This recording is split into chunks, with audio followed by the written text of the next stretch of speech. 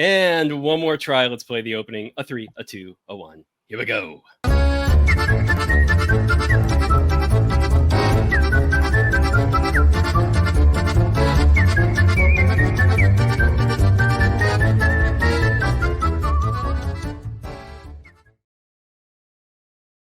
Everybody, to another Wine and Comics pairing show. As always, I am Dave.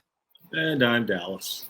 And today we also have a very special guest who's joining us, Christie Shinn. And Christie is an artiste. She is a webtoonist. She is a graphic novelist. She is a self-publisher under her banner Horror Studios. She is also an Other People publisher under Kumio Productions. She is a president of the Comic Art Professional Society, or CAPS, which was founded by Sergio Aragones, Marco Vanier, and Don Rico. She is a video game maker of the Demon Bitch video game with the group Yesterday's Gamers. She is an Asian comic community event organizer under her Asian Invasion banner, of which there have already been 2 events in 2023. And holy mother of God, that is a lot. So we are going to talk about all of that. Oh, she's not even here, but we are going to bring her on and then talk about all of that. So let's bring her on and let's get this show started. Welcome, Christie.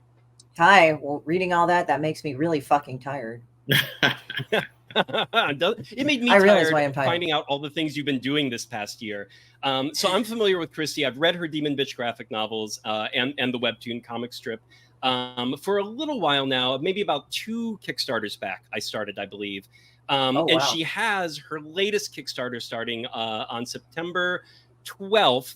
I'm not sure when this episode is going to drop, but depending on when it does drop, it will either already be live or it's going to be live on September 12th, and there'll be a link to at least be signed up to be notified for that if it hasn't launched yet.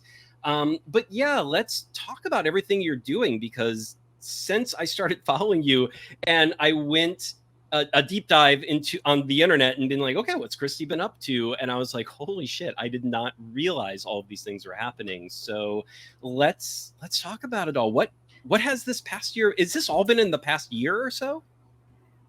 Pretty much. I mean, I've been a CAPS president since, let me see, this 2023. So I would say 2022. Okay. February was when I'm up for re-election. So, yeah, outside people can't vote for me. It would only have to be CAPS members to vote for me. But I'm running again, so it's good. So I've just been basically kicking everybody in the ass forward, like especially mine. I have been to more events this year than I have any other year. I've actually topped like 3 or 4 events per month at times. And nice. Yeah, I was like, why am I tired? And I'm like, oh dear, that's why. So yeah, I tend to push myself. I'm also an artist at the Hive Gallery and Studio as a resident artist. I will also be having a show coming up. We just announced it. That's why, like, you don't have that on your list right now. We just announced it a day or 2 ago. And it is basically Rosebuds and Razor Blades, the Women of Grindhouse. And I always do like a feminine rage thing. I mean, it's not like this overly feminist thing. It's just like, I just did it just to be funny. And I put my own pieces because that's part of the show. And that's what they require. Like if you put up a show, you can put your own pieces in there and they'll kind of feature you. But at the same time, I have a bunch of other people coming in that are putting in, like Mog Park has been confirmed to be one of them. I think there's a couple of other people, but I know definitely Mog Park and Philip Jin, Philip Jin was the lead for Asian Invasion NorCal. So with Asian Invasion, what happened was that I started it on the tail end of COVID, you know, with the West Coast shutting down. Like, remember those 2 cons? I think it was Rose City and I think Emerald City just shut down because we had a resurgence of COVID. And that sucked for people, and they were really pissed off, and they really wanted to sell. So as soon as I did, I talked to Jun Goku of Comic Bug. Now, Jun is Japanese, and I came up with a stupid idea like, oh, let's do Asian Invasion, Yellow Peril. That's funny as shit. And it was like to make fun of all the shit going around. Like, you know, I mean, stop Asian hate. I mean, everybody's like, oh, you shouldn't make fun of that. I said, of course, but fuck that shit. You know, I mean, I just make fun of it because why not? Because it's awful. So I make fun of awful things. So there you go. Right. So we did Yellow Peril just to be funny. So I got all our Asian creators together. It wasn't huge. It was a few people that I knew. And then we did it twice in a row to kind of help with people in their economy last year. And then this year we did it again the same way. And then Philip Jin, who I knew through the con circuit, but he's from the Bay Area, he's from Oakland. He kept begging me to do it. He says, do the California version, do a North Cal. I'm like, all right, fine. But like, you need to help me go do this because the topography of NorCal, because I am from NorCal, right? But it has been quite a number of years since I've lived up there. So I know the topography's changed in terms of cultural landscape, art, everything. So he went up there, and I got to give him credit for that. And I knew Shem, who was the director of the MADE. That's the Museum of let's see, Modern Art and Digital Entertainment Museum. Okay. So that's the MADE up in Oakland. And they went ahead and he arranged it with Shem. And I kind of knew Shem in a weird way because I know his wife, Melissa, who does Above the Clouds. It was a very popular webcomic and was published. So that's how I kind of knew him through her. But I never met him because he never really traveled with her to cons. But we all sat down traditionally for a hot pot powwow over a period of time. Hot pot powwow. Yeah, it was really funny. It was over a hot pot. How Asian, right? So we went ahead and, Philip was out there scouting the location and everything, like how I did it over here in LA. So LA version is Yellow Peril. And we went to the NorCal version. Some people were like, well, in NorCal, they might have issue with this and that and that. I said, we could just do NorCal edition. It's fine. So it's like I dropped like an evil little seed in every neighborhood and like see how it grows, because it's like not every neighborhood is the same. It's kind of like, where Asian people are, it's going to be different to the cultural landscape also of that region too. So LA is going to be different from NorCal or SF or anything like that. So, and also it's like, I like Oban festivals. I like Dragon Boat festivals. I like Hanbok. And I'm not saying if you use that to express your culture, you're terrible. It's just, that's not all we're about, right? Because it just seems to be this quaint little thing too. And I don't want to get into this whole thing of fetishization and shit. It's just, I'm not trying to make that much of a big deal, but at least right now, like, we're all Americans and we are just people. Like, we also face, being put in a box by our own parents and our own culture and our own society and our own families. So it's like, no, this is who we are. And I actually had a Korean artist. She came over. She said, oh my God, I've been following you for some time. So I just got to find out how many people really followed me. Oh, that's like, the people that did the Olympia Unleashed movie that kind of hit it big. Oh yeah. They came up and they were following me too. Like, they weren't my followers, but they came up and followed me and they talked to me and they really loved my panel that I did at WonderCon that Justin Otero put on, and it was, I think, Asian representation or diversity in comics. I have done a decent amount of panels, so I'm probably like shredding the title in anyway. But yeah, so that was that whole thing going on there, and I'm actually kind of surprised at how that exploded. With Caps, I've just been trying to get us into shows and get our name out there. We had our first international member from Tijuana, Mexico, and his name's El Cartoon. Yeah, he's an editorial cartoonist. El Cartoon. El Cartoon, yeah. ELKRUTUN. Right. Yeah, El Cartoon. Okay. And, so I've been pushing out Caps there and trying to get us involved and get us like revamped for the new digital age. So we've done that. I have a very active social media team. So very happy about that. But it's just like, damn, that's kind of pushing a mountain on itself on top of my work. I do Demon Bitch. You guys I even have my graphic novel here. Yes. This is the fucked up copy. So yeah, that's one of them. She sucks. I think it's, everybody likes that one. And by fucked up copy, I think she means it's damaged in some way, but it's also very fucked up. But it's very in terms of content. Yes. Yeah. So there's that. And I also have worked on Mind Plant Parenthood, the anthology, which I won a Ringo Award for. So here you go. Beautiful. And then I also am coming out with Volume 2 of Sepulcher. I don't like to talk about it much because, like, I need to sit down and draw the fucking thing. I wrote it, but I'm really tired. Okay. Yeah. I was going to ask you about that because there were a couple of books that weren't Demon Bitch that are all kind of out of print and not available, but they're still listed. And I was like, oh, well, what are these books? Where do we find them? Is Sepulcher one that was also webtoon? Is that something people can go and read that way, or are we all waiting for volume 2 and getting it back out there? Volume 2, getting it back out there. I mean, I wrote it and then I got blindsided by Demon Bitch, and then now I decided to go back to Sepulcher. So, but I was kind of did this writer's block where I kind of didn't know, I had the whole idea of the story, but I didn't know how to write volume 2, if that makes sense. Okay. So that was what I was looking at. So that it's sort of like I wanted to write it when it was right. And I know that's kind of like a lame ass way to say it, but it's how it worked, because like I was focusing on Demon Bitch because that was getting headway too. Right. So I feel like, you know, I'm focusing on 2 IPs, and I think that's fine. You know, at first, you know, when I first got into comics, I thought, oh, I need to do all these IPs. But in reality, if you have your own original IP, 1 is more than enough. But if you do 2, it's great. You know, like I think Silvestri does 2. It's the Darkness and Witchblade, but it's like, yeah, those are the 2, but they're kind of off of each other. Mine aren't. It's like they're kind of 2 different worlds in a way, but it's awful shit. So it's like, there you go. So yeah, and yeah, that's thematically connected.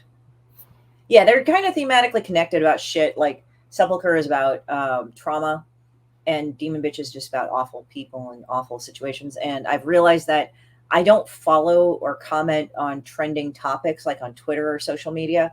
I comment about the people, how they react to them. Oh, yeah. Insight. Oh, yeah. Absolutely. Yeah. Yeah. I imagine you've taken quite a bit of inspiration from your interactions with people in LA specifically. I think in my life, I was really pissed off for a while, and I started Personal Monsters. Actually, that's the precursor in the same Demon Bitch universe. I don't have it here, but Personal Monsters, I moved to LA, but I had to deal with a lot of fucking assholes. And everybody tells you, oh, get over it and all that, which means shove it down inside, don't ever be mad, and work it out. Go be sad like the rest of us and find a vice. Yeah, I don't want fuck that. So I wrote and drew the meanest, angriest shit, and here we go. And it's like I had people repeatedly telling me, you need to let it go. You need to let it go. I'm like, okay, this is how I'm letting it go. And guess what? Some of those same people are the ones that are saying, oh, when's the next Demon Bitch coming out? When's the next Demon Bitch coming out? So moral of the story, kids, if people tell you don't do something, if it doesn't involve murder or drugs, go do it immediately. Do it anyway. Yeah. Do it anyway. Right. Channel it. Channel it rather than letting it go. Oh yeah. Not good. Not good to keep it down. No. All right, well, and on the Demon Bitch topic, one of the other things that I noticed was there is maybe kind of sort of a video game in development. Is that still something that is possibly happening? Yeah, that is. I actually talked with one of my friends who is programming it. It's kind of a homegrown project, and we got the promo video going on. So that's good. And basically people can sign up for the raffle and all that. So please do that, guys. You know, we're wanting to give shit away, and you can even do it now. And that's on your website. That's on my website, but it's like a video game. Yeah, there's a link. It's like my link tree, basically. Gotcha. So it's just like, because for some reason people don't just take a website; they just link tree the fuck out of it. So there you go. Everything's a thing. Right. Go to my link tree. Okay.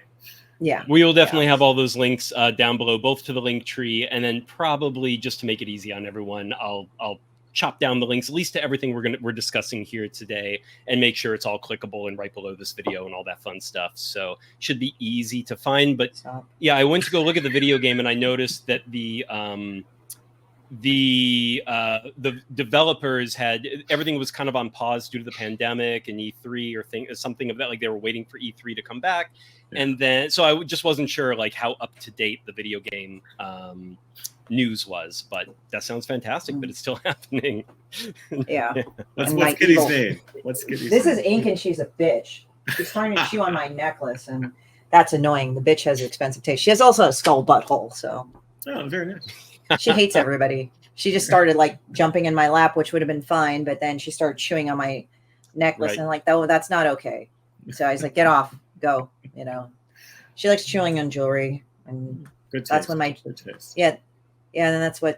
and then like my closet jewelry case broke, so it's like I had to put my jewelry on the floor and arrange it again while the glue is waiting to dry. So this is great.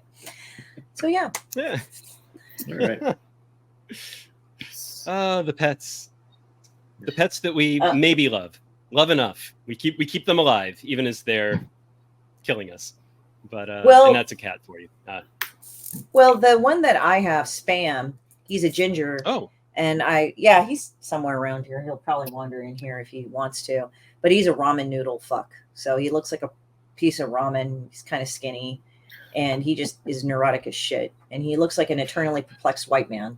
I don't know why. Okay, so this is perplexed white. This is how it happened. I wouldn't have come this up myself.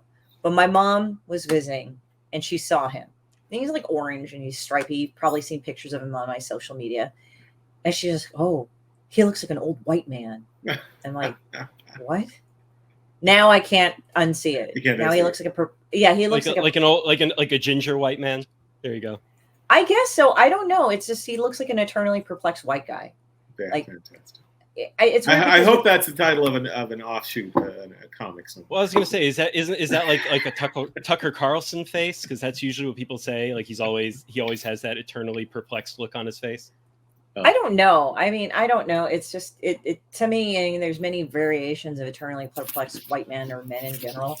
Again, this is not like I'm trying to make this show about bashing white people. It's just that's what my mom said, and I'm just like, okay, mom, But now he looks eternally perplexed because he has this look on his face like I don't know what the hell that is. If when he comes in here, you'll see what I mean. That's fantastic. Yeah, it's just like he just has this fantastic. like long face, and he's like, No. and It's misunderstood. Just misunderstood. Well, he's a smart cat in some ways, and other ways he's just stupid. So I don't know. It's just I guess they say gingers are kind of like that. Like they can be smart or they can be stupid as shit. And I don't know. Sometimes I think he knows, but sometimes he's just like, I really don't know what the hell I'm doing. I guess I'll just do this. To the ginger community watching. Ginger cats. Right. Ginger cats. That's right. There's actually a group on Facebook because like my orange cat has only one cell. Oh, and yes. It's like they share the brain cell. Oh, no. Yeah. The one cell. Oh, wow. Yeah, So it really is a thing. That's hysterical. It is. I have a Flame Point Siamese, which is an all white cat, but it's got the orange highlights like on the ears and the tail and whatnot. So they're pretty. Yeah, they're pretty, but I guess he also looks fairly perplexed most of the time. He looks kind of angry perplexed though, so not confused. He just always looks like you woke. I mean, even if he's been awake for hours, he looks like you just woke him up, and he's kind of upset about it. Like you've literally rolled him out of a hospital bed where he's like, "Oh my God, I can't. What are you doing? I can't be awake right now." So he always looks that way. I'm assuming he has a touch of that ginger cell in him, but maybe just a touch. Yeah. He's very smart. Unfortunately, he is so stupidly smart.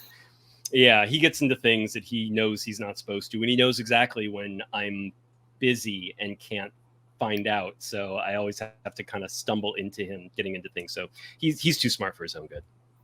Oh yeah. I think I call Spam an asshole like several times a day. Like, you little asshole, get out of there. But then, if you have a cat or two, you just continue calling them an asshole, and people say, well, that's so mean. Why do you call them an asshole? It's like, they know they are. Like, what I love about cats and their self-concept, they just do whatever they want to fucking do. Yeah. They're just like, I'm a fucking cat. Fuck you. Yeah. Right. So. I think they probably take them like, if you think they're an asshole, it's like, oh, I'm doing life right. That's good. Like, if everyone else is pissed off, that means I'm getting what I need. So that's why they're pissed off at me. So yeah, I think they're always happy about that. I think the feelings are irrelevant. Your feelings are irrelevant. I think that's what they are. And they're just like going, I just did it. Whatever. Don't care. Right. Unless they want something. Every once in a while, my cat is a cuddler. He will come but kind of like your cat or not your cat. Inky, is that like your roommate's cat? Because you said yours was Spam. Oh, both of them are mine. She is technically like my cat. Like, I am hers. And the thing is that she will whore herself off to people. And then after a period of time, she'll just swat at them and hiss at them. And I didn't know why, because none of my friends were mean to her. And when I got her as a kitten, so I would socialize her. But my friend who's a vet tech just said, yeah, what it is that she's mad that you're spending time with other people. And she's telling everyone, okay, you can go away now. I don't want you here, kind of thing. So she gets mad. So it's just kind of funny that way. I don't know. I just never had a cat like her. But yeah, she's a bitch. So she smacked my friend. She smacked my friends. Like, I've taught my cats not to scratch people, but she smacked them. and it's kind of funny, but it's like, Dramatic. yeah. Nice. And I know Demon Bitch is mostly inspired by the people in your life that you've encountered, but do your cats also give a lot to the Demon Bitch inspiration? No, I think because I just don't hold them to any standard of behavior other than not to shit everywhere. Like, I've taught them certain boundaries, which they largely observe. I mean, yeah, I give their quirks. I mean, they're like, even though Ink's a bitch, she's lying there by the cooler, by the way, but even though she's a bitch, she just actually largely kind of does her own thing. So, yeah, I don't know. It's just one of those things. She's just like, yeah, whatever. Beautiful. And actually, on that note, specifically because I'm new to the Demon Bitch world here, what is the sort of genesis of this idea? Do you remember your first sketch when this sort of, when did that materialize? What was happening then? I think in 2014, 2015, I was really angry. So I just started drawing shit. So this is after Personal Monsters, and I really didn't like some people. This is based on Girls I Hate, Demon Bitch. But I mean, nobody is immune to this shit. It's based on Girls I Hate. And essentially, she's a low-level demon from the 13th pit of hell, where people throw their dog shit in gum wrappers. And she wants to bring the second coming of Armageddon, but the first one never happened because she's a dumb bitch. So she's based on Girls I Hate. That's my usual my quip. And I think it's just I drew the meanest, angriest shit. And I have actually had some people come up to me and said, you fucking bitch, you drew me. And I'm like, I just simply go like, I ran into 4 or 5 of you already. So how could this be about you? And they even get madder at me. And I'm like, go fuck yourself. I don't care, because it's like, I don't put anybody's name in it and shit, Yeah. It's And funny. say, It's like, interesting that they think they recognize themselves. that they can actually spot that is almost yeah. Well, I got to tell you this. I kind of, it's funny because they get mad at me for supposedly betraying them, and then they get even madder that I didn't single them out. Yes. It's like this weird kind of double entendre bullshit logic that they follow. Like we were talking about earlier, like one person was going like, well, I hate, and again, this is why sometimes people on the internet are irritating. They say like, well, networking is really about white people feeding their alcoholism and stuff. And it's like, okay. And then they go, well, you sit around and have friends and do sketchbooks and stuff like that and draw together. I said, that's networking, stupid. That's still networking. Yeah, the hypocrisy, the walking hypocrisy there. Right. And then they went on about how their parents were alcoholics. And I'm like, yeah, okay, it's not just a white people problem, you moron. Right. I mean, I'm just quoting this person or kind of like paraphrasing what they said, but I was like, just, you have a weird logic hole here. Stop. Just stop while you're ahead. So was this the kind of thing you would encounter something in the world, some frustration, come home, curl up in a corner with a pen and a pad and just sketch angrily, or was it sort of a metered sort of a narrative you were building? I just go on the internet. I see something stupid that people do, and I kind of think on it. I don't do it right away. It has to just hit me like a bam. And then I'll just do it. I'll like maybe sketch it out or just think about it, or I'll just be at my desk and I'm working, and then I'll come and I'll draw like 2 or 3 cartoons or something. And then they'll be like, oh, fuck, that's funny. Like my most recent one, it'll probably won't be that most recent. I'll probably post other shit later, but by the time this airs, I mean, at some point, because it's not live. But the most recent one we were talking about earlier was the autistic one. And what it was is that it was my commentary. So basically the caption is what to do online when absolutely no one likes you. And it shows like one of the characters screaming, I'm autistic. And it's so funny because I have like the moment I released that cartoon, my friends that were A, on the spectrum, B, were married to people on the spectrum, or C, had relatives and siblings that were on the spectrum, depending on severity and functionality. They said, we get this. And they were laughing their asses off because it was just like, they see this shit all the time and it's ridiculous. It's like, oh, I'm going to self-diagnose myself and then not go see a medical healthcare practitioner and get it or get it treated right. I'm just going to say it and use it as an excuse to be an asshole. It's like, great job. Now you've basically painted all autism as people that are assholes and unprincipled and shitty and all that, when it's a very specific thing. And I don't like that. So that's one of my pet peeves. And I had to just draw it because I found that stupid. And I found that very insulting because I do have friends on the spectrum. And I do have friends fitting all those categories that I just listed about that like the cartoon. They got it, you know, and it's just like they were laughing the hardest because it's like, yeah, why would you want to go and say that you have this and be proud of it? Like, I'm not saying you should hide. By the way, guys, this is not a call to say hide your mental issues. It's you don't have to, like, you don't have to disclose it if you don't want to, but there is no shame as long as you're getting it treated or seeking treatment and addressing it. I'm just talking about the people that either A, don't at all, like they make no effort to, or B, they self-diagnose themselves as an excuse for their poor behavior. And yeah, it's shit. And use it as a shield against shitty behavior. Yeah. It's like, so they're unimpeachable. So it's like, well, I'm this, so you can't argue against me with this. It's like, that's nice. You're still shithead. I don't care. I mean, you're still stupid. You know, I still don't like you, whatever. So it's like, yeah, I mean, that's like kind of like my friends and I, we would sit there and like, oh, that's like the lowest, man, pretending that you have something wrong with you to excuse your crappy behavior. This is stupid. It's like, just say you're an asshole and just change your behavior and your attitude and everything. But it seems too difficult for some people. So. I think people don't like to face that. I think it takes work, and some people like to self-medicate. So as again, I have known people and are friends with people that used to be addicts.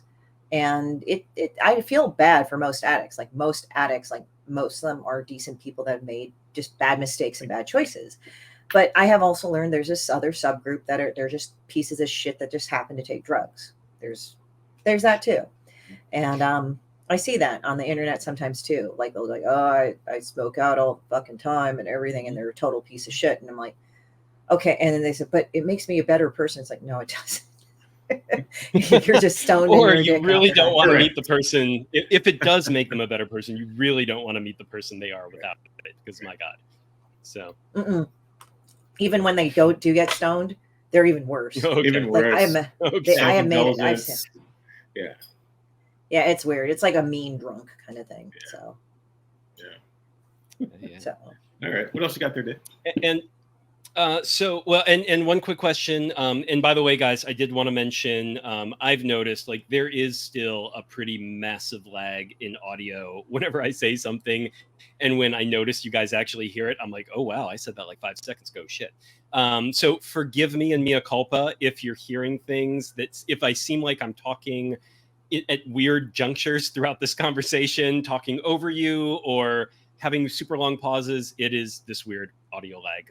In any event, Christie, I did have a question, which is scheduling. Like Demon Bitch, are you, when it comes to the strips that you post online, which is what you then later collect into the graphic novels, is there a schedule that you set for yourself, or is this just as inspiration takes you, and then you've got a collection of strips? Or how does that work for you? Essentially, what I do is that every Wednesday, I kind of like label it Wicked Wednesday, and I'll just post like something in the morning, 7:20 about Pacific time. I go earlier sometimes, like on my Patreon and on my Webtoon, just to say, hey, look at this shit, and it's like, but then I spread it all over my social media. But so that's what I do. I'll do the other social media earlier, and sometimes I generally try to post once a day, Monday through Friday, like on something. But there are times like this time I'm taking a break because I'm like focusing on client work and focusing on some other work. So I'm just kind of like calming down because I've just been nonstop for a while and my brain needs to rest. So yeah. I mean, at this present moment while we're recording it. So right. All right. Were you going to ask me, Dallas, what do I have? What am I sipping, and what did I pair with something like Demon Bitch? I'm curious. Yeah, is that the glass there? First, I want to ask Christie, what were you? Was that a nice little whiskey or port? This is Whistle Pig. Oh yeah, I bought it for my birthday a couple of years ago during the pandemic. Because I was bored and had nothing to do. But Whistle Pig, this is a certain blend. My friend. He's kind of an amateur mixologist. I don't know about, I guess, alcohol connoisseur. He's a connoisseur. He has like all sorts of shit. And he told me about this one. So when the pandemic happened in San Diego, the steakhouse created its own blend with Whistle Pig. But you know how all the restaurants in California closed down for a while before we actually did outside dining only and all that other shit. So what they did is that they created this bottle, and I had tasted Whistle Pig at my friend's house and I liked it. So for my birthday, I just splurged and got this bottle, and they were selling this bottle that they made specifically for their steakhouse. But since during the pandemic, they needed to make money, so they were selling this. Fantastic. Yeah. Very So nice. I'm sipping on this. I do love a good Whistle Pig. Yeah. I like whiskey. And so I know last night when I was talking about prepping for this show, I texted Dallas and I said, "Oh, I had to go out to the local wine shop to buy the thing that I wanted, that I knew I wanted to pair with Demon Bitch." And he texted me back and he's like, "Oh yeah, you had to, did you? Right? You're not sitting in an apartment." This guy has about 400 bottles of wine in his place within 10 feet of him right now. Yeah, so he's like, "Oh yeah, you had to go out and buy another one," and I was like, "Well, I actually didn't have any of this particular type," and it was like I was mildly surprised and frankly kind of annoyed too, because I was like, I have so much wine. Of course, I have anything that I can imagine, and I did not have this for somewhat good reason, which I'm going to get to here in a minute. But he asked me, he was like, "Oh, okay, so is it red, white, or something else?" And I said, "Well, hint." It could be any of the above, but it just happens to be that I went out and got a white version of it, which intrigued him. So now I know he's very much like, "Okay, what is this? What did you pair it with?" And I paired it with what we like to call natty wine. I decided that you needed some serious, and it's sort of, natty wine is, I think, kind of become sort of the pejorative term for natural wine, especially when you can find a nice natural, quote unquote, a not nice natural wine that has a lot of funk to it, a lot of offness to it. Like, then it's natty. That's when you're getting to the natty stuff, and you're paying for all that. And this is sort of the what's the term I'm trying to look for here? This is sort of the joke of natural wine, which is that it's all kind of non-intervention. So it's like you do nothing to it, you add nothing to it, you take nothing away. You literally press the grape juice and you let the grape juice just sit there and collect yeast from the air and let the fermentation just happen spontaneously. And then you dump it in the bottle. You don't filter it. You don't fine it. You put it in the bottle and you get what you get. I went out last night. I was like, "Oh, I don't have anything quite like this," but I knew I tasted a lot of natty wines before. Oh, show the damn bottle. I will. So this is a, you probably can't read it. The camera's a little far away, but this is a Paley wine, natural wine. Oh, yeah. And Paley is, they're a Santa Barbara-based winery, but they actually have a location in downtown LA. So it's really easy to get to, and they do sell all these natural. They have a whole line of natural wines. Great flight tasting. Great flight tasting. This is their wild series, so it is all that wild yeast from the air. This is their white wine, which is 50% Gewürztraminer, 50% Pinot Noir, which a lot of people don't realize. The Pinot Noir, just don't soak it on the skins, and it's still a white. The juice is white. It's just the skins that are dark. And a lot of people Pinot Noir is one of the primary grapes they use to make champagne. So it is actually used to make white wine all the time. But in this case, you can see it's more orange than it is white, but it's not an orange wine. There's no skin contact. This is the cloudiness that you're looking at. And if you could see this bottle more closely, I mean, it's got sediment galore all through there. It is just, there's so much crap in this one. By the time it's chewy. By the time I get to the bottom of it, I will have to get a tea strainer, like some kind of fine mesh filter to actually pour that last one. And I'm getting some of it in every glass. I swirl the bottle to get a little bit in every glass, because that is also... I think we're really selling this wine to you, huh, Kristen? Oh, so totally. I actually have a wine in mind, and I'll tell you in a minute after I want to hear this epic tale of winery. So I think there's a couple ways, even for me personally, that I could have gone with Demon Bitch. My first instinct was actually to go the absolute opposite of natty wine and to do something super uber clean, like just something crisp, light, like, you know, sipping a melted iceberg kind of a thing, where it's just like crystal clear and clean. All the flavors are nice and bright and refreshing, which is sort of the antithesis of Demon Bitch and what that strip is and what's kind of in there. So it would be sort of balancing out. You have this like dirty, heavy, disgusting strip that really sends up all the worst of humanity, and then you've got this like crystal clear glacier kind of wine that could go with it. And then on the opposite end of that is, well, the actual opposite end of that is, you know, you could always go out and get something like $2 Chuck or something, you know, Boone Farm or Sutter Home or something where it's like, I am not enjoying myself and I'm not supposed to. Or like box wine. And I'm going to read box wine. Exactly. Box wine. Oh, yes. Exactly. You could go one of those two extremes, but Natty Wine's kind of that halfway point in between those two, I think, where elements of it are difficult to enjoy. I mean, it really is like it takes a little while to get used to Natty Wine. Some people are sort of like, why are you trying to get used to Natty Wine? That it's not well-made wine. That is sort of the point of it. Don't pay a lot of money for wine that isn't well-made in the first fucking place. But the thing I like about it is that it really is this sort of, you know, even thematically speaking, doing like with something like Demon Bitch, which is really, even before I knew that they were all based on people that you had met and people you knew, you know, it was obviously a send up of kind of the worst elements of modern humanity right now. And it was very much making fun of some of our worst behaviors.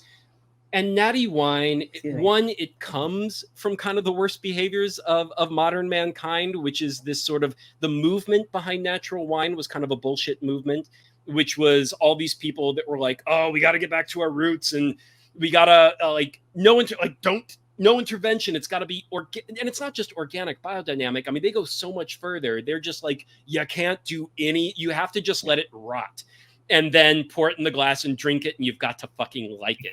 And other people in the wine world hate the Natty Wine movement people. They're just like, they're so full of shit. They charge an insane amount. This is not, I mean, this was $30 for the bottle. So it's not cheap.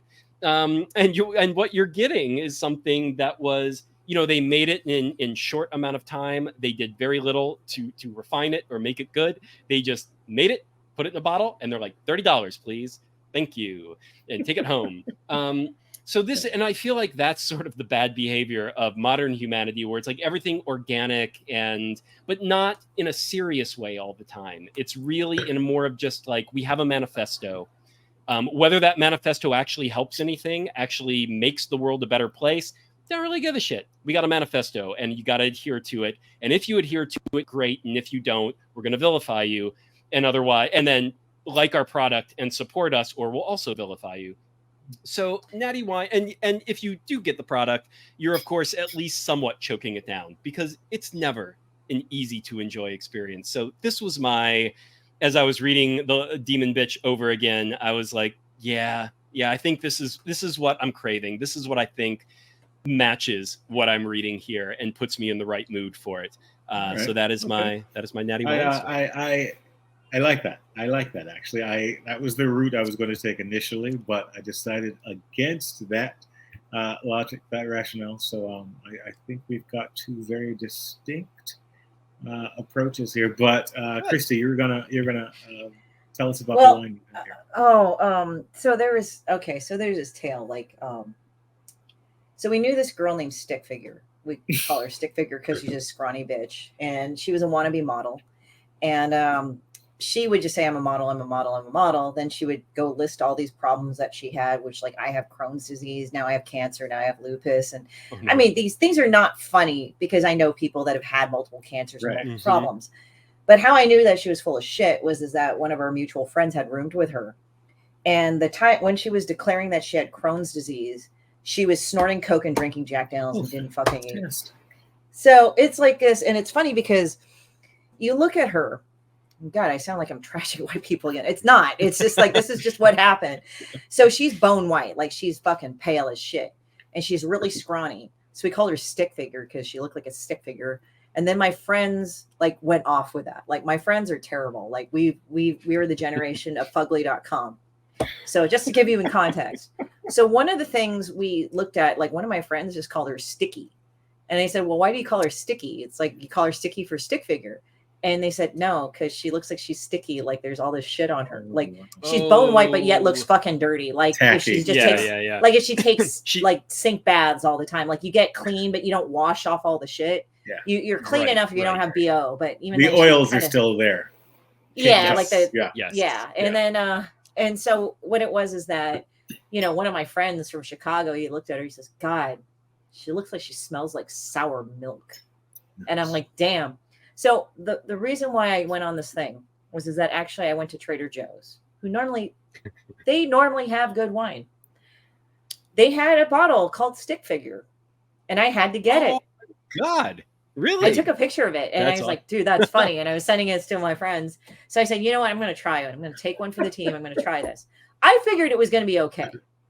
It sucked ass. It was horrible. Nice. It tasted like dirt. Like everything awful about a red wine that you could probably know. It was not good. It like was tannin filled. Was it like a diet? sour. Was it one of those diet wines? Like, No, it was like a red do wine. you know? It passed its off. Stick figure.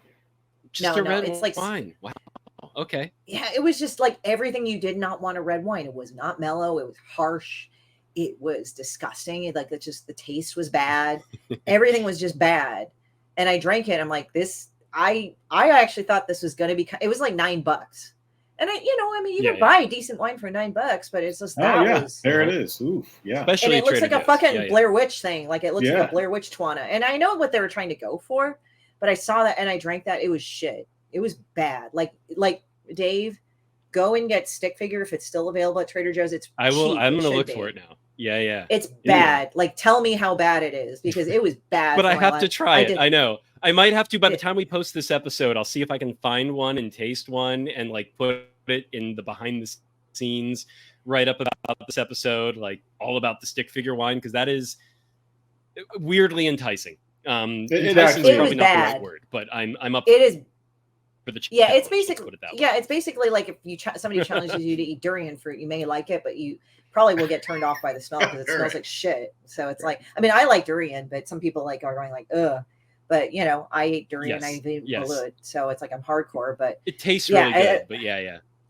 yeah, it's just and also like when we got balut, one of my friends started screaming how it was duck abortions because we got the duck balut. I mean, It, not technically, wrong. Yeah. Yeah, but he was like, they're duck abortions. They're duck abortions. And he's like running around my birthday party fucking screaming that shit. Because we got it for my birthday. I just said, okay, let's try it. So we all ate it. All right, And he said, Balut they're has duck to, abortions. Balut has to make it into Demon Bitch at some point. Duck abortion, I'm- come on. I mean, it's good. I mean, I like it. And it's funny I because like- I have friends that are Filipino and Vietnamese and both cultures eat it. Mhm. So like I knew this one guy that's Filipino and he said, you know, I just don't like it when it develops too much where you feel the claws and the See, beak I and have the- a friend and the who feathers. prefers it that way, and it is Yeah. hilarious. I think the Vietnamese get it a little bit longer. Oh, like they they get a love little it. older. I mean, yeah, but it's good. I mean, I like it, and but I eat. There's a Filipino grocery mart near where I live, so it's like I get the Filipino version. Yeah. So there you go. But yeah, it's funny because it's like it's sort of like durian, but as I said, yeah, stick figure wine, it's not good. It's like really literally drinking a bunch of razor blades at once. Yeah. It's I just there's scanned a bunch nothing of about the that, but reviews, and wow, It's- yeah, it's they're bad. Yeah. It doesn't taste like dirt. It just tastes bad. Like everything you hate in a red wine, you will drink in this. It's bad. Cool. All right. So now, how did I arrive at my wine here? As you can see, it is a red, a deep-bodied red here. A couple of things. So for me, Demon Bitch. First of all, Tammy Pond needs a spin-off series. I'm just going to say that. Oh yeah, Okay. I'm just going to Tammy Pond. She was going to say that, and if not, she needs a brand ambassadorship with Kotex or something. I was thinking that would be funny. Really, there's a whole thing there. You know. I'm a model. Anyway, this book is very jammy. There's certain sorts of jams, particularly those made with citrus fruit. They usually make them with the bitter pith of citrus fruit sometimes, because when you boil them down and cook them down with sugar or sucrose or anything, fructose, that sort of complexity, the bitter, the pithy, and the sweet It's biting, it's confusing, but it's also really satisfying and sweet, and you can just eat it endlessly, right? Has that pucker factor, and Demon Bitch definitely has that pucker factor because, you Which know, part, your mouth or your asshole? yeah, precisely. I was gonna say, You don't know until you get there, which is kind of fantastic. It is a distinct little bite. There's hints of smoke. There's high acid. I'm describing the comic still. It's acidic. It's also dry and witty. And so I decided to go with a wine that kind of mirrored that. One of the sort of tasting notes peculiarities about this particular wine is that it has a graphite on the nose. And one thing I really appreciated about Demon Bitch was it did sort of seem like you created this thing in fits and starts, fevers of inspiration, or out of some really acute emotion. You know, I'm pissed at something, and I need to get to my pen. God damn it! And I appreciate that. I always do.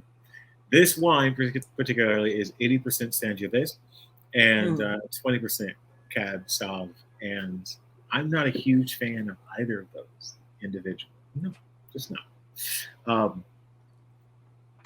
But together, they do give you sort of a really easy drinkability and consumption factor, which is the same for Demon Bitch. Like, it's just the kind of thing, you know, everything you need to know about the world is on the page. You don't need to go and try and figure out the sort of the motivations for the characters. You really invested in Christie, in you, and what you're pissed off about that day, and who you decide to skewer that day, and what sort of archetype you're annoyed with.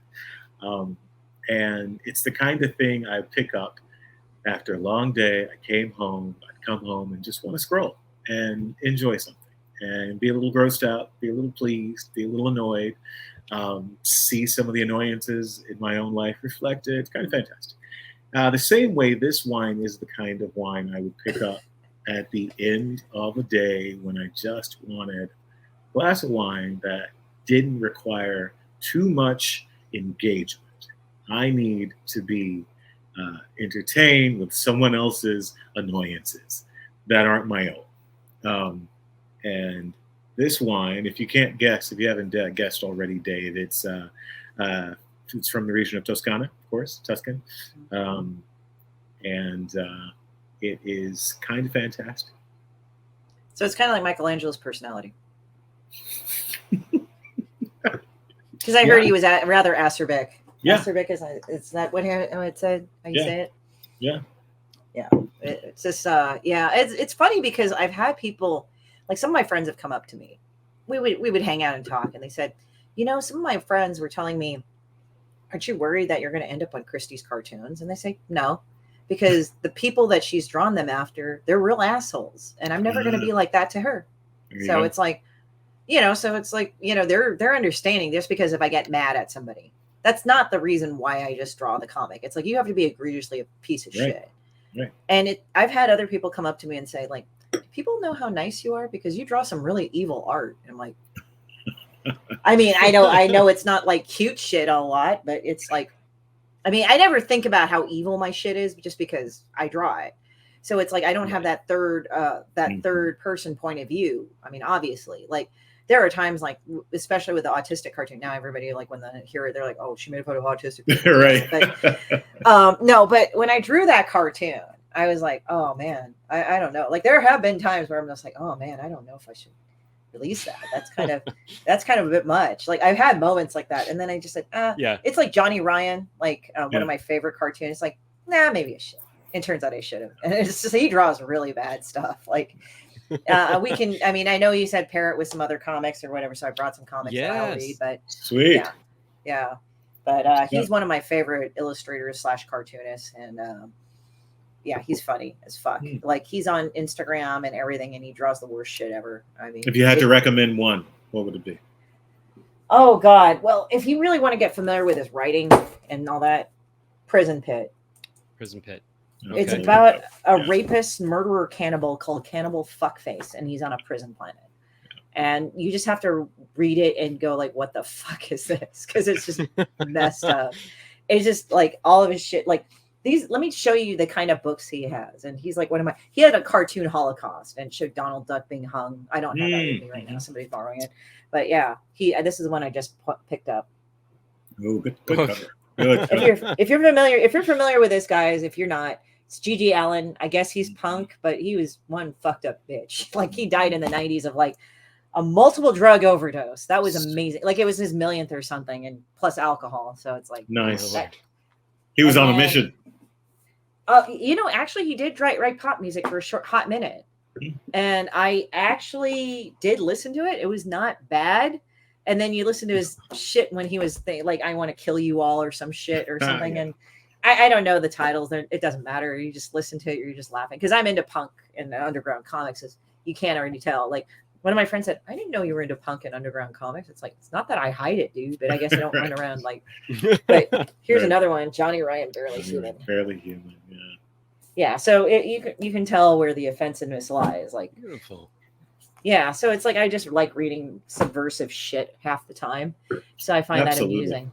Me too. Like, don't read this. Oh, okay. Yeah. And then another second favorite that I haven't gotten much of his books, but it's Simon Hanselman, Mega Hex, or it's Megan Mogg. That's a Fantagraphics title. Yeah. Yes. So Megan Mogg. It's the title is Megan Mogg, but this graphic novel is Mega Hex. It is literally like a stream of consciousness, very well done. So I like the weird shit. That's all I gotta say. It interests me. That's how I got. Yeah, I saw recently you were on a show where you mentioned I'm gonna forget his name, Daniel, the guy Klaus? who. No, nowhere near as wholesome. The guy who was, I think he's the one and only comics guy who's ever been criminally convicted. Mike Diana. Oh, Mike Diana. Sorry, not yeah. So yes, I saw, and when you mentioned him, I was like, oh yeah. I had not thought of him in a little while. Mm-hmm. But yes. I actually have some of his artwork. He's real nice too. It's like he actually gave me a few pieces for the show. So these are the pieces I bought from him from that show. Like amazing. I asked him, and they were really nice. He just drew it, and I bought it, and I said, "Fuck it, I'll buy these. No one else fucking will." And it was just one of my shows, and I don't know. I just like putting out weird shit because it interests me, and I like reading weird shit because it interests me. I think that started when I was a kid because my parents were like, "Okay, we're going to Stanford. You want to see the campus?" Right, and I'm little. And I know what they were trying to fucking do. Oh yeah, I mean, come on. And but then I go straight to like this shit right here, like because it's in a college campus. I'm like, oh, cartoons. Let me read them. So I started reading Life in Hell. So imagine this little girl like that's like 4th or 5th grade reading this shit. Yep. It's like, oh, this is great. So I was like reading this one. I read Jimbo. I don't remember it, but I remember the illustrations. And there was one of this wrestler that had like this weird mask, and it was just this black mask. And it was just done hyper stylized. And I wish I could remember what the fuck that was. Because I remember reading those fucking stories and they were just fucking weird. And it was like, I like them because they were weird. Yeah. Now there's another book I should have brought over here for my book. It's called FUKITOR. And it's like literally a pentagram with like all severed hands doing the middle finger like that. It's ridiculous as shit. I love that shit. And it's like, it just makes me laugh. I mean, it's like, I like doo-doo joke. Like, if you do stupid doo-doo jokes, I mean, I get a laugh, but as long as like with Johnny Ryan, this fucker, like just the shit let me find something that that you're probably not going to get. Like he writes and does like the most offensive shit. And if anybody else were to do it, right, he would they would be, they would be canceled, but he doesn't give a fuck. And he does that like, yeah, it's like, let me just find it because it's like ridiculous. Because I don't want to put it there and have you guys canceled too, but it's like ridiculous as fuck. It's like just some of this shit is like ridiculous and gross. We're okay. If YouTube actually bothers to like ding us for something, I'll be like, oh, YouTube noticed us. Yay. Yeah, right. Was Johnny in Angry Youth Comics? Is that the same? Yeah, he did Angry Youth. Yeah, he did Angry Youth. He's the same one. I haven't gotten the Angry Youth. Now, there's one that so this is how much of an asshole I am sometimes. So one of my friends, he was talking about wanting to lose weight because he needed to get healthier. So I said, oh, okay, I'll get you something. So I look online on Amazon and I find Johnny Ryan's new low. On the cover, like it looks like shit. Like literally, it looks like somebody had diarrhea all over or some shit like that. I don't know. So I said, oh, okay. So I sent it over to him for his birthday, and I kept bugging him like, did you read it? Did you read it? Did you read it? Because I read some of it, right? And I thought it was funny. And then later on, he said, I read the first 2 stories. Dear God, I fear for humanity. I guess I kind of like fucking with people. Okay, so let me show you this one. Okay, this picture. So this is the shit he draws. This is tame. Oh, nice. See, with Johnny Ryan, I think what's the artful of him is that he'll draw something, and it's so ludicrous and weird that you start laughing. Like you just start laughing. And it doesn't need to make sense. It's really awful. But yeah, it's like just like shit that you're like, okay.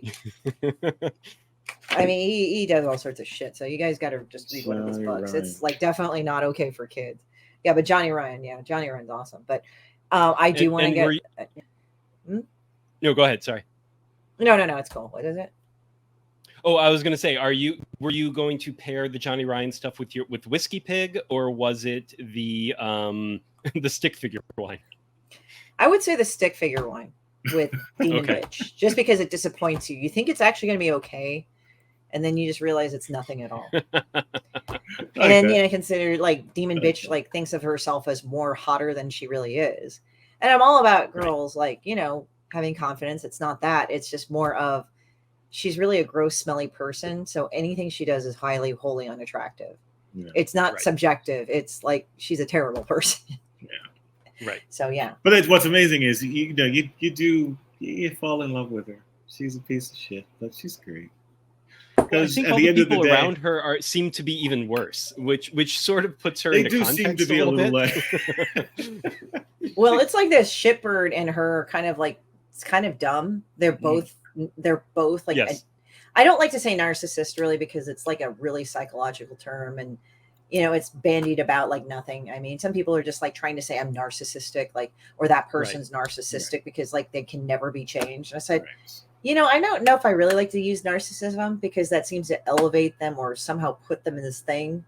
But in reality, it's like they're just severely self-centered, which actually puts them in more of a treatable area. Yeah, like treatable area. So it's like narcissism, it's like you need hardcore psychology. With self-centeredness, it's like you're nothing special. You're just an asshole. Well, I feel like it's how we abuse the word psychotic, and it's like everyone's a psycho the moment they act up in any way, shape, or form. And it's like no. Psychotics are very extreme things. Like we should probably not just call every person who does something we don't approve of as a psycho, but it's kind of it's what we like to do. Yeah, it's like I don't understand that at all. It's like to me, I get very annoyed with that shit too. It's like, why are you even saying this shit? This is stupid. Right. So it's like, well, I feel like it's a slippery slope in the same way that as we were just talking about Mike Diana and how he was convicted of obscenity. And it's sort of that slippery slope of like, then you get to call everything obscene. You get to call everything pornography. You get to call everything whatever. A very specific thing is you get to just say everything you don't like that kind of sort of hints at it is all that. And that's, I feel like that's where we go the most wrong. Yeah. Yeah. I mean, it's just like this, like I like the 90s because they said a lot of shit. And there were some lawsuits about that, like in Mike Diana, like in the 90s and early 2000s. I'm not lying about that, but like on the whole, people kind of didn't give a fuck. Yeah. Now it's like territory. Everybody... Yeah, absolutely. Yeah. And then now it was. Oh, sorry. No. Go ahead. Okay. It was just like weird because it's sort of like nobody really largely gave a fuck. Yeah. And it was kind of funny as a general whole, but then now everybody's fucking angry about fucking everything. Like they're eggshell people. And it's God damn, you guys. And to be fair, a lot of the credit for pop culture and sort of not giving a fuck, can be attributed to Fox Television at the time. Their ability to take shows from creators who just really didn't give a fuck about skewering pop culture, and putting them to market. Married with Children, what was the other one? Simpsons, at the time. It was really kind of that new territory where they came on the scene and decided to just kind of, throw darts at the wall and see what actually sort of stuck, and some great stuff that came out of that. Then they took that to their news division. That didn't Yeah, work precisely. out so well. That there's a very small window when things were great. Right. I mean, I think it's just also like, I don't know what it was. Like, you think the internet would make everybody feel desensitized, but it was like weird because it was like everybody just got mad, and it was like crazy how everybody got mad. And it's now like everyone everybody had space to kind of find something to complain about, even if there were no authentic sort of complaints. Yeah, and as I said, I just liked fucking with things because it was like in the early 2000s and in the 90s, it's like that's where I read the craziest. Like, I was actually on a Splattergore panel with Frank Forte, and there we talked a lot about Splattergore. It was like he did a lot of shit for heavy metal, and I had talked to one of the guys at heavy metal, like, and unfortunately, I think heavy metal looks like it may be going defunct, which kind of sucks ass. Because, but I just said, like, it's nice because you're bringing the titties back, and they're laughing their asses off. Because I just said that to them, just as a matter of fact. But bringing titties back. Yeah, that's a T-shirt there, Mike. There, you got a T-shirt in. Yep. I mean, heavy metal had some good shit. Like, I mean, people were like, oh, like, I mean, it was like it had the sex and shit, but it was like, and it had like that pulp, like, fucking dirty magazine shit. But it was like, it was well done. Right. Like, I liked it for that. Yeah. But I drew but let's see, there was one. So there was heavy metal. So I really liked heavy metal. So Frank did heavy metal. He does his own thing, a silent press. So he had me on the Splattergore panel, and we had Tim Vigil and David Quinn on there, and they both did Faust. They were releasing an omnibus. Yeah. So I've known of Faust. I didn't get around to really reading it, but I was familiar with Razor. The books that I've mostly read were The Crow.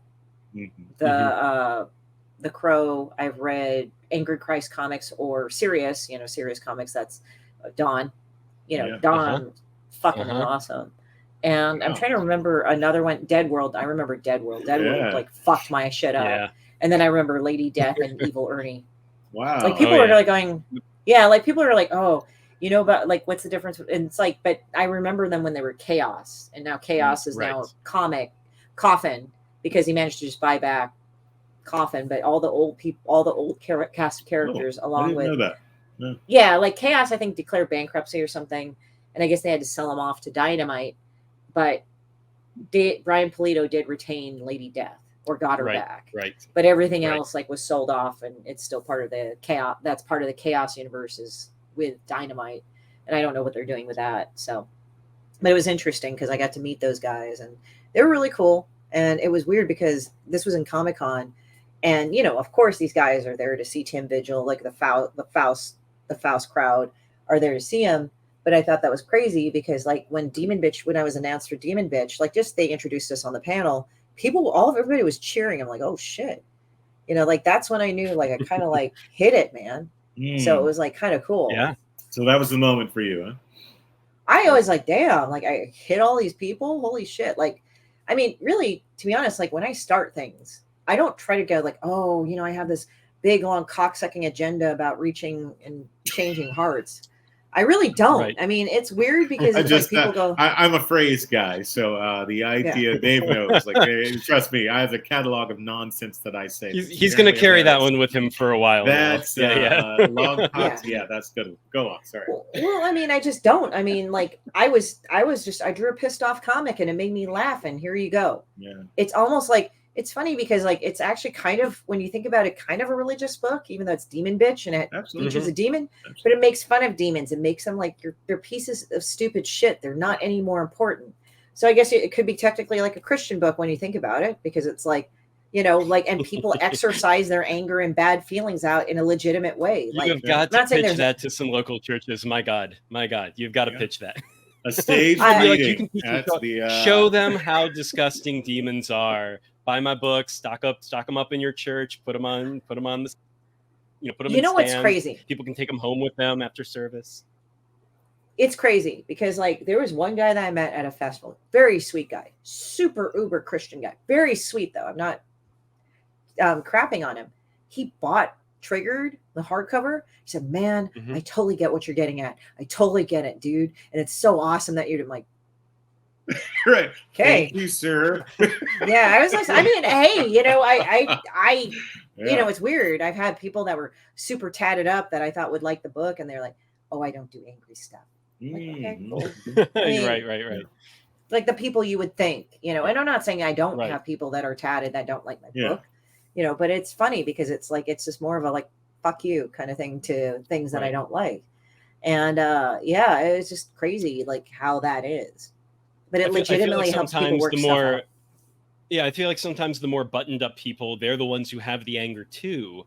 And so they probably connect with a work like that a little bit better. Whereas, you know, the tatted up, long hair, like they're like getting it all out with the pain of getting all the tattoos and, you know, having like this is their what they put out to the world. And they're like, this is how I vent. Right. This is how I release. And after that, I don't want to be angry. I'm really happy as long as I get to do that. So yeah. Right. Yeah, and I was gonna say on that subject in the 90s, I ran across. I'm actually going to be bringing a comic back, a long out of print comic back into print, end of September, early October, and it's an underground comics work that was published by Sirius back in the 90s.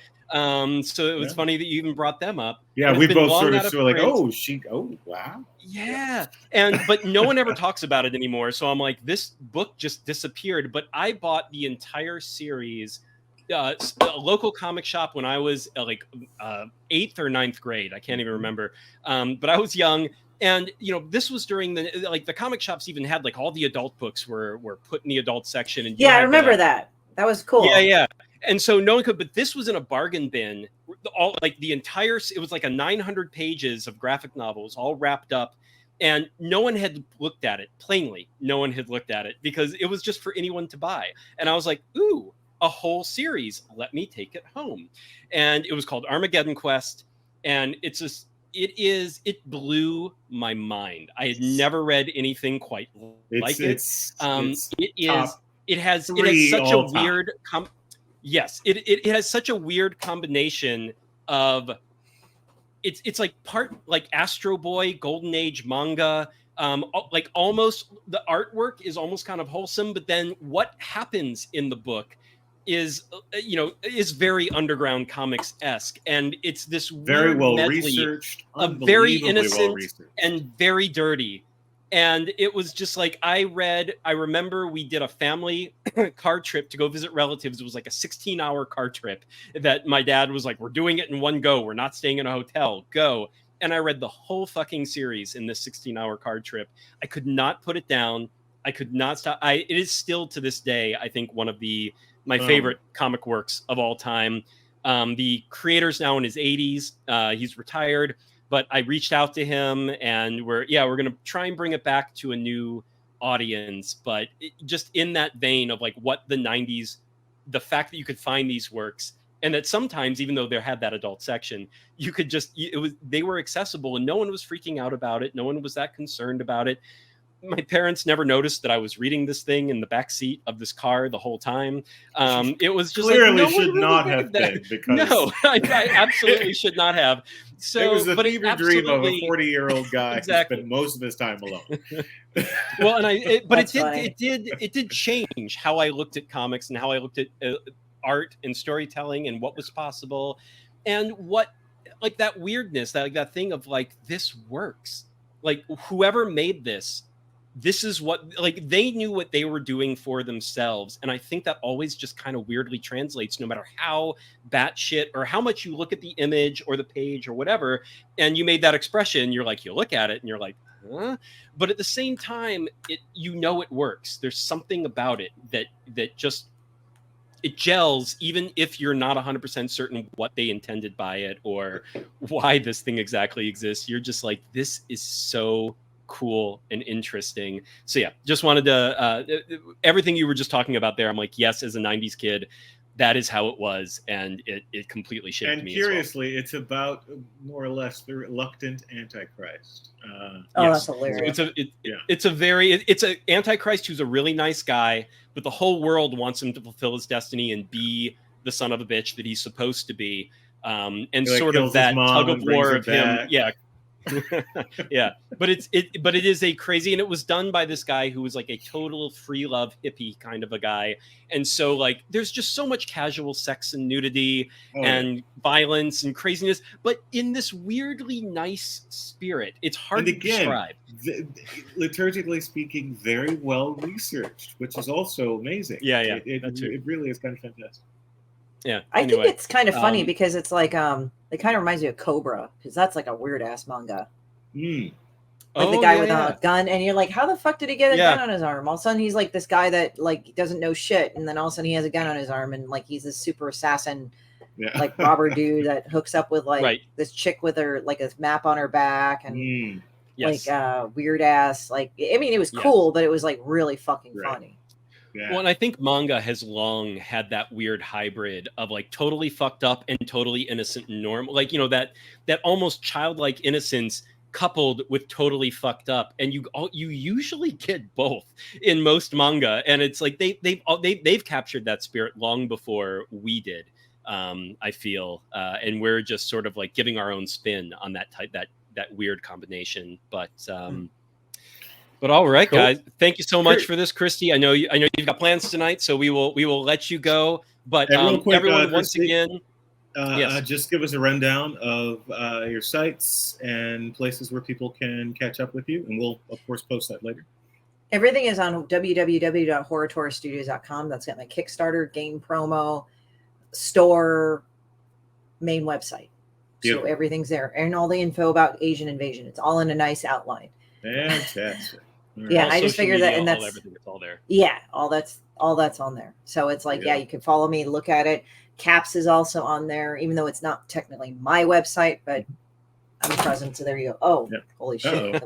That's the cue. Here. That's the cue. Good night, right, everybody. Christie. Thank you so much, Christie. Thanks so much. Thank you. See you soon. Good night for Take now. Care. Ciao.